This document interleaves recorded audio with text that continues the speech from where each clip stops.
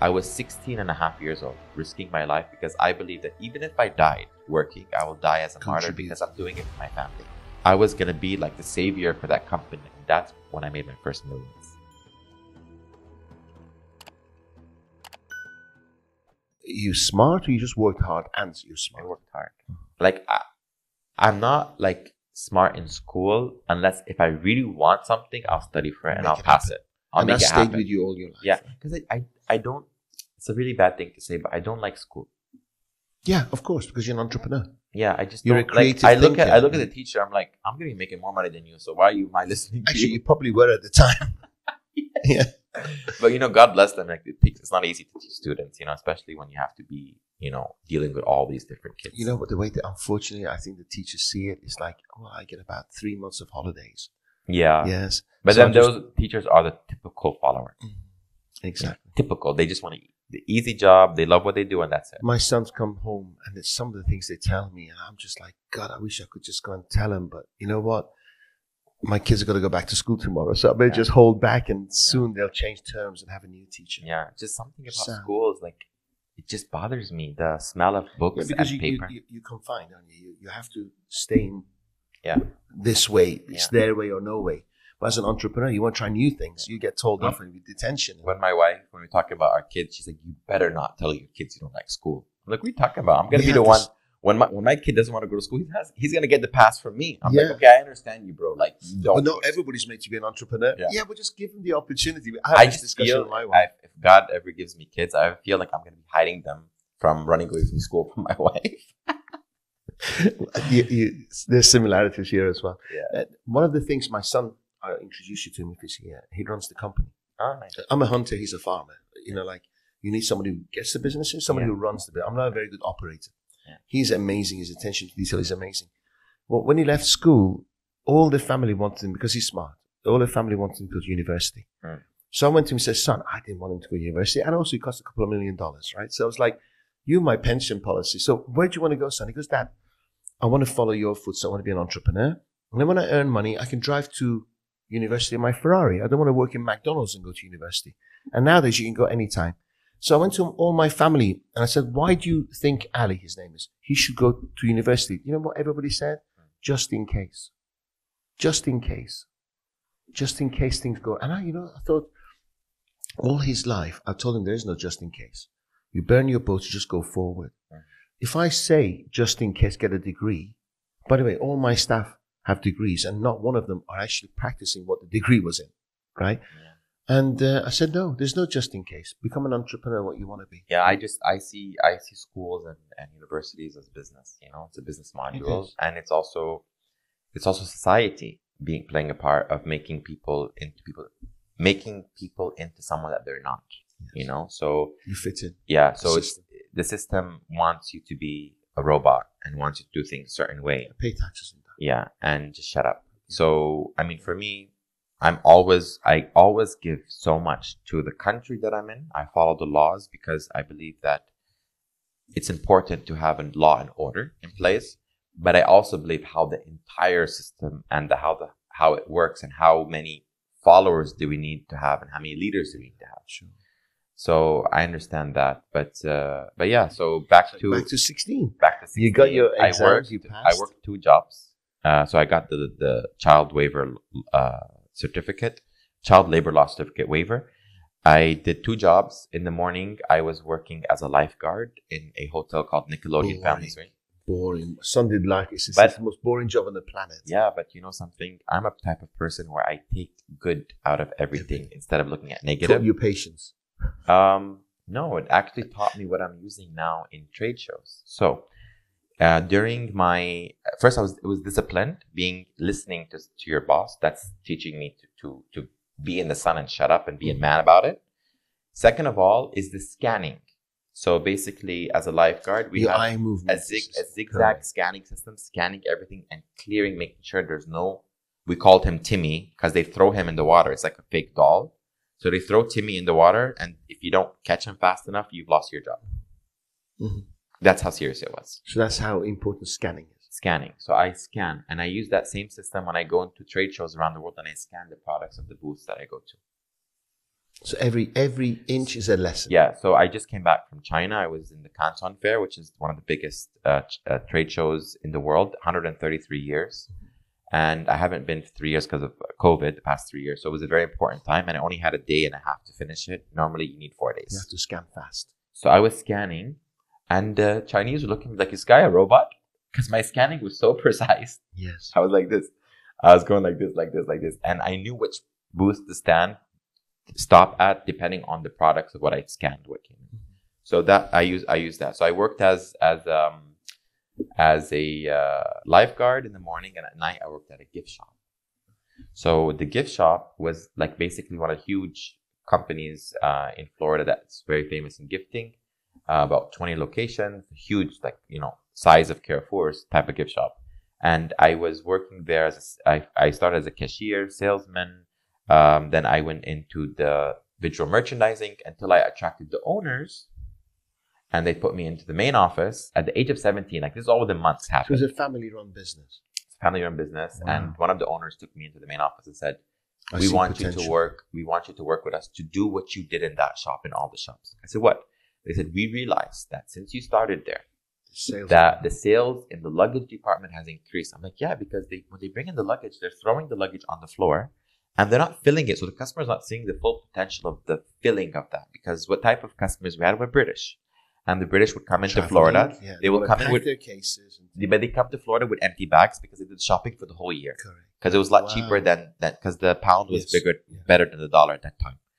So I said, okay, so they're looking for a cheap bag, but they want to fit more in it. Mm-hmm. So I said, okay, we have to fill these bags. So I filled them, and the 25% of the sales increased. And, the shop manager at that time, my manager, tried to take credit for it. But I tell you, God works in mysterious ways. So when that manager, she's the wife of the owner, she's a buyer for luggage and swimwear.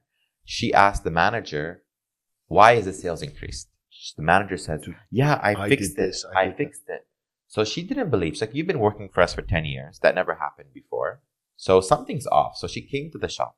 When she came in, we had the shop was like double height ceiling. I was on a 14-meter ladder, risking my life to fix the display so people on the street, they can see the luggage. I was 16 and a half years old, risking my life because I believe that even if I died working, I will die as a martyr because I'm doing it for my family. I'm doing it for my mom. So it wasn't for my own self-enjoyment, going to parties or buying a nice car or whatever. No. So she saw me and she was seeing me working for a while. And then she said, excuse me. And I looked at her. I didn't know who she was. She said, can you come down, please? I came down. She says, what is your name? I said, Ebraheem. She said, how old are you? I said, 16. She said, have you been doing all this on your own, the luggage? I said, yeah. Manager told you to do this? I said, not really. She said, thank you. She walks away. Then they call me to the office. And when they asked me to work, it's a part-time role for you because you only work in evenings. Full-time. I had 2 full-time jobs. I worked 80 hours a week, So then she took me to the office and she's like, I want you to go to auto shops. I'm like, here's my business mode came in. I was like, okay, I'll do it. How much increase of salary? I was getting $8.50. You asked that question, right? Yeah, I'm like, how much are you gonna increase me? She looked at me. She's like, 16 and negotiating. Yeah. She said, we'll give you an additional 50 cents. I said, no, 2.5. I want $10 an hour. She said, why? I said, other people get less than me. I mean, people get more than me and do less my work. She said, you're right. I cannot lie. I said, plus I'm using my car, so you have to pay for my mileage and gas. She said, okay. Did it? They improved. Then my father came onto the scene and said, after a few months, he saw, from the city, Ebraheem's doing such a great job with his family. And my dad tells me, Ebraheem, I want you to come work for us. I opened a company for your brothers and I want you to work with them. I told him, Dad, but this is my career. What business was your dad in? So my dad was into the specialty kiosks in the malls. Okay. So carts and kiosks, and we would do specialty products. At that time, it was jewelry. Okay. So my brothers, traders, really? Yeah. So my brothers were doing handcrafted jewelry. It's a brand called Wired Up. It's really cool. So we later on bring that to Dubai, but that was in America. So I said, okay. I told my dad, but my boss, you know, she's invested time in me and said that, and she's an actual buyer. I want to learn the buyer, like where do you buy things from? Like that's when she told me about California and downtown district in LA. So he's like, I don't care. He said, okay, you want to stay with her? You tell her to pay for all the diapers I paid for you growing up, and then you stay with her. So I literally told her that. Yeah. Like my dad is what he said. She's like, I'm sorry you're quitting. And this was in her office. I remember this because she started crying. When she was crying, she was hurt. She was really hurt because she felt that I was going to be like the savior for that company. Like I was going to help them so much and to be like one of the best employees. Barely 17. Yeah, because they took me at such a young age. But how long were you there? 2 years? A year and a half. Uh-huh. But you know, I went there. Still 19. Remember I told you that you could work for another company but build your own empire? Mm-hmm. So I knew that I was going to leave eventually. So it didn't matter to me. Sure. So but the fact that they valued you so much at such a young age is a reflection on your value. So as she was crying, her husband came in. And he heard her crying. He opened the door and he's like, I was in front of her. And he looks at her and he says, what's going on? He got mad, like he was going to fight me. Like I did something. I was like, I didn't do nothing. And then she was like, Ibrahim's quitting.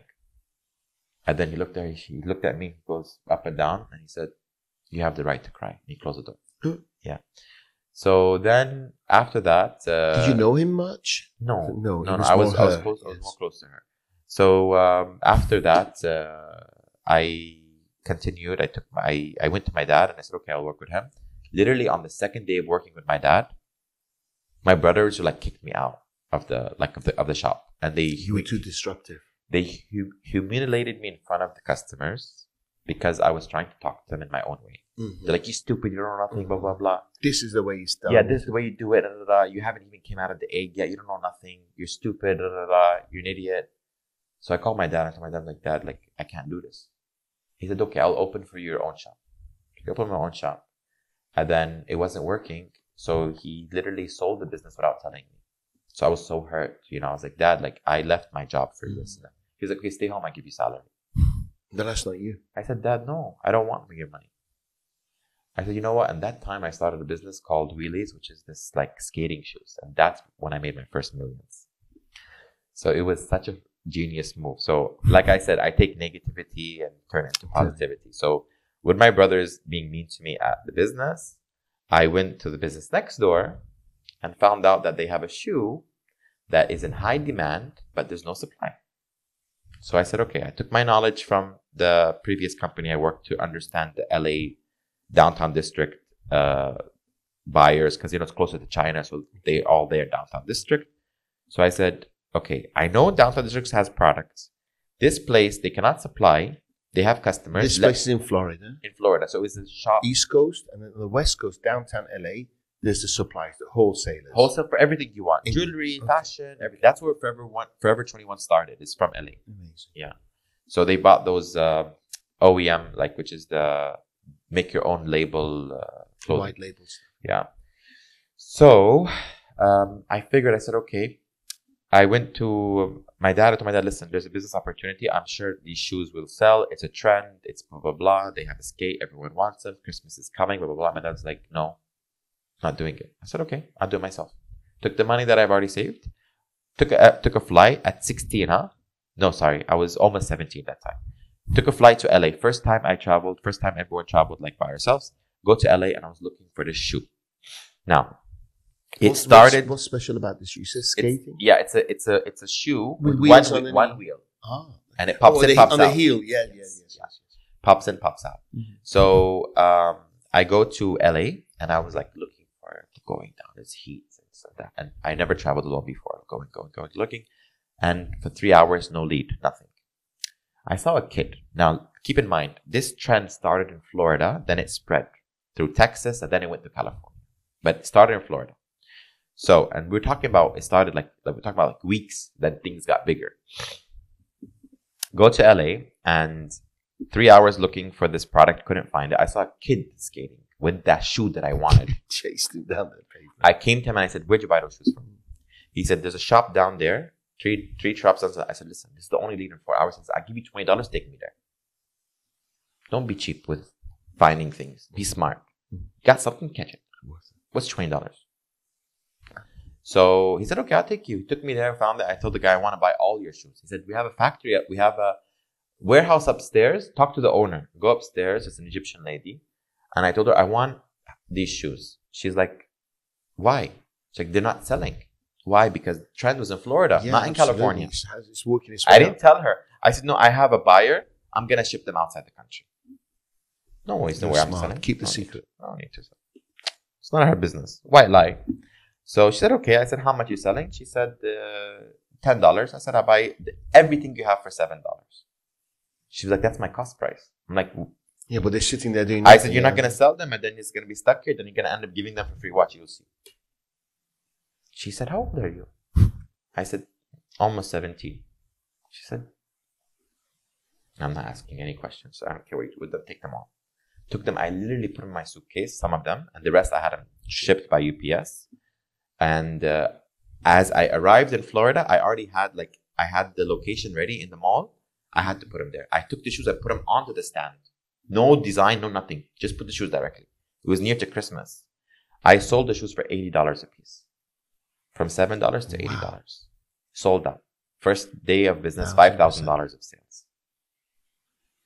So the mall told me, because you take this location, you got to take 7 other locations. It was General Growth Properties, which is the competitor of Simon Malls in America. And they looked at me like I was a stupid kid. And they want to do. I said, okay, I will do it. One condition. I open one shop every month. Not at the same time. Not at the same. They agreed. And then they asked me afterwards, said off the record, why? I said, this shop will open the next shop. He said, in 1 month, you make profit to open next. I said, yeah. $5,000 a day times 30. The rent is $5,000 a month. Wow. I was the only employee at that time. Wow. So then I said, shit, I need employees. So I started calling my friends. And at that time, all my friends were Iranians in America. I call my Persian friends and they're like, Arzu, Behnaz, Azizam, how much you getting salary? She's like, oh, we're getting $8. I give you $9, come work with me. So it was a party for them.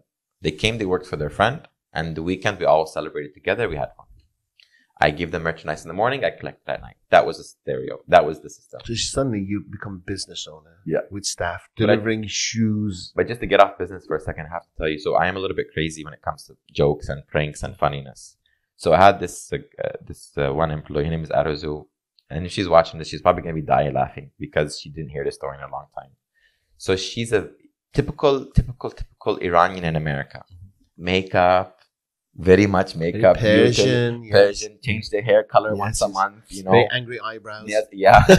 Eyebrows to here, bring it back, And the long nails and all this. And she used I have no idea what you're talking about. Yeah. So she would sit down in the kiosk, right? And then I had information that she would, as soon as I dropped her off to work, because we had a location that was far away from the city, so I would take her, because just like she is a daughter and a sister I think I treat her like my sister also. So even though she's a little bit crazy sometimes, and I put her in the kiosk. The moment I leave, she starts shopping. Oh, so she gets a mobile phone out. No, she leaves the kiosk. I would not mind that at that time. I would allow it because I know the mall was slow in the morning. She goes shopping. Leaves the kiosk. She puts a note, says, "Be back 5 minutes." Okay, an hour, 2 hours. Yeah, I know the smiley face too. The customer service has to be there, and she will go. So I said, you know what? I did one thing one day. So when I dropped her off, I went in and the kiosk, okay, imagine this is the kiosk and the kiosk has a door, this is the main thing. There's a door here and you are where Arzu is working, okay? Yes. So there's a cabinet here that reaches to there. Don't tell me. Yeah. So the day before. You went underneath. So the day before I emptied the cabinet. You went underneath? Yeah. So I went underneath because I wanted to catch her at the time. Every time I call, she was like, I was with a customer. She always finds an excuse. She lied as well. There was no cameras that time either. It wasn't IP cameras wasn't in trend or whatever. So I went inside and I wanted to see. I'm like, crap, wait, how do I know she's there or not there? So she started calling her friends. So I think she was ready to go. So I wanted to because she wasn't leaving. So that day, for some reason, she stayed. She felt something. She was sweating it out in the. So I was like, okay, khalas, I need to get out now because this is taking too much of my time.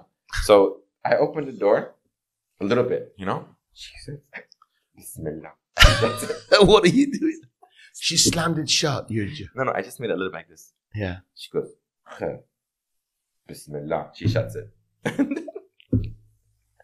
I do it again. She says, oh! this. She has full makeup. She has heels. And then she goes. And then the third time I come out, eh? So the third time I come out. Were you nervous then, or you just laughing? I do this all the time. Really? It's normal for me. So the third time when I came out, the thing opened. She didn't even get to see who's it. You know? She's running. She dodged. I never saw someone run so fast with high heels. And she screamed, "Help me, Azizam! There's a jinn inside. There's a ghost." And I get out. And that's the first time she ever told me, "F you." You know, like, she was like, "Really? Why would you do that?" And I was like, "I'm tired of you because you kept leaving the kiosk." So you didn't sack her? Huh? You didn't sack her? No, we're friends. Like, although you have values, but she was lying and stealing time from you, right? She was. I mean, but at the end of the day, the way I look at it is, you know, I was very young. I was learning, and I know, and from that, after that, I never hired friends again. But for me, our friendship was more expensive than me hiring her. So I kept her on board, and but it was. But she learned a lesson. She learned her lesson. It was locked so the cabinet. She said, you know, she calls her mom. She was like, "You know, I work for a crazy. You know, my boss is crazy." And then, you know, her mom is so smart. The funny thing is, you're only 19. 17 that time. Her mom told her, "Mom, he's 17. What do you expect?" Yeah. You know, but the thing is, here I am in my 30s and I'm still doing the same stuff. I want to know more. What brought you here? To Dubai? Do you manage the money well? You earn loads of money. Do you blow it? Do you keep it? I don't like saving money.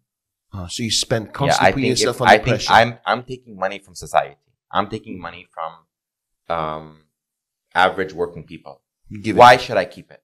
Mm-hmm. Keeping it for me is greedy. To expand your business. That's different. That's money that the company makes. There's the capital that goes for business expansion. But for myself, no.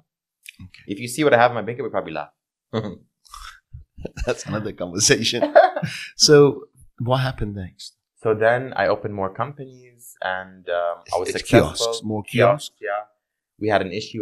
I was in federal court at the age of 17 because I was sued by another company who had a patent, but I had my own patent. Mm-hmm.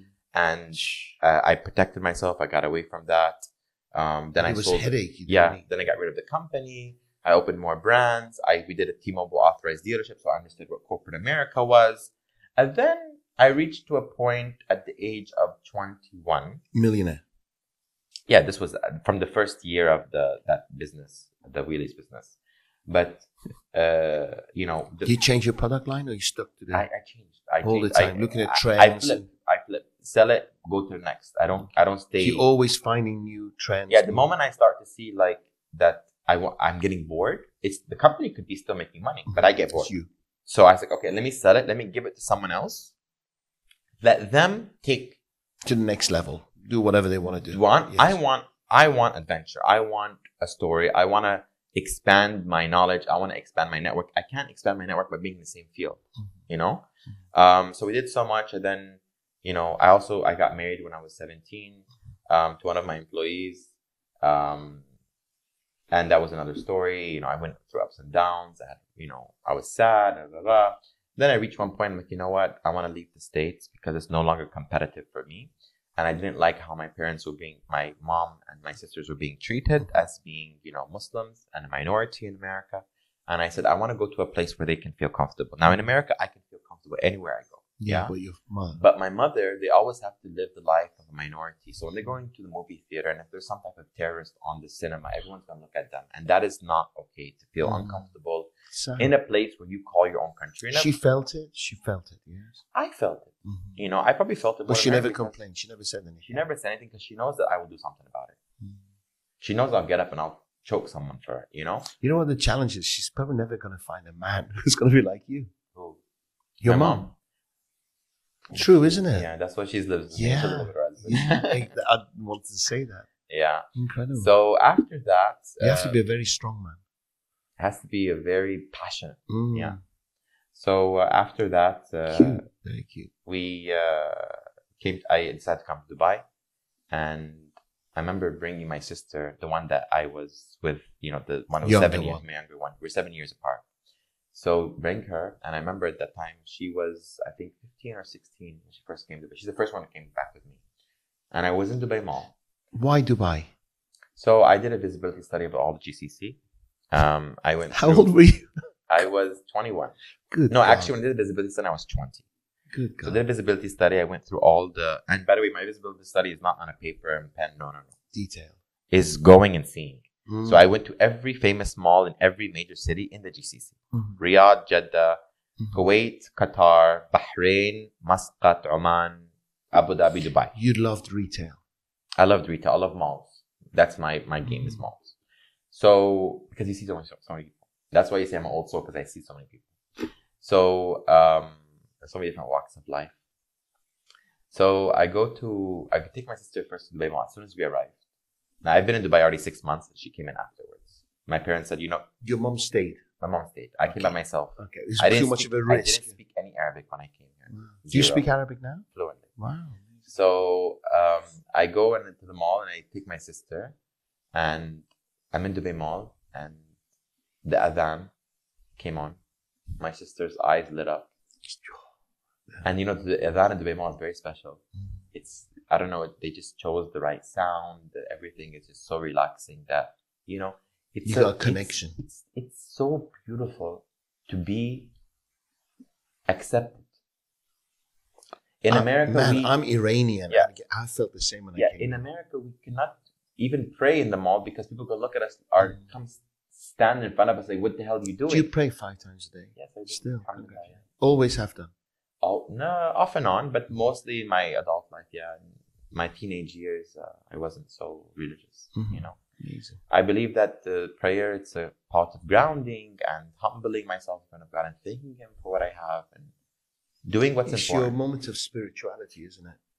My mom is almost like meditation, spirituality. Yeah. I mean, it is a form of meditation and releasing stress and bad energy. So I looked at my sister and I asked her one question, and I will never forget this day. I asked her, could you describe Dubai in one word? She looked around right, and she looked left, and she looked in my eyes, and she said, comfortable.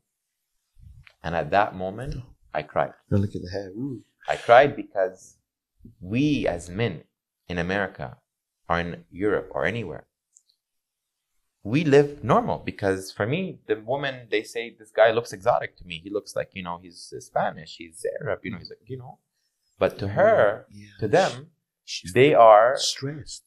They are labeled from what is on their head. Now, if a woman wants to wear hijab or doesn't want to wear hijab, it's her choice.